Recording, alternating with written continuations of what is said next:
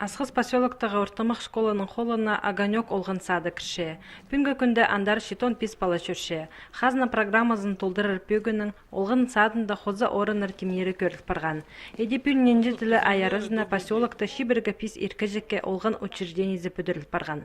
Бүкін аны республиканың ұстық баста пайремне аз бысқан. Пүнгі күнді поселокта 300 хашеткілік балылыр саны тючіске шағын. Ең кішіглеріне олғын саттарында прайзына орын четіспенже. Че үші солтырсылған олғыз қызыжақтыр арызында тез сүрей пөкіл барды. Нашыл соның олар на олғын учреждениесінің иркінің алтерлер.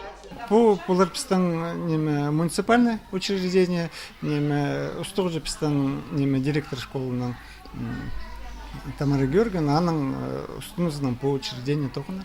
Першүрлер балар, қазлар үштіпші пістің поселокта, темір жыллардың поселогында. На олғын садының үстінде шапшарық алығы, ойна жақтарының аймаға алылған, көклөлер, машинкалар, аймақ әтісхамыз олғыз қызы жақтарына шидік пен сақып жатқынға түйелер. Шунан жың орын пазаңнапша, ол прай бүнгі күнге келістері оңдайлық темнел барған. Шиста таретшің пазы әтісхамыз жоғжың олық неміс бөлік алынжы көріліп барған. Шайеше ирлер иртірер пазы спортның айғызыр орын баруқ. Сағым ол нашыл пайрымына шазал барған, анаңар олы мұқсылы көрінче. Садик мағыт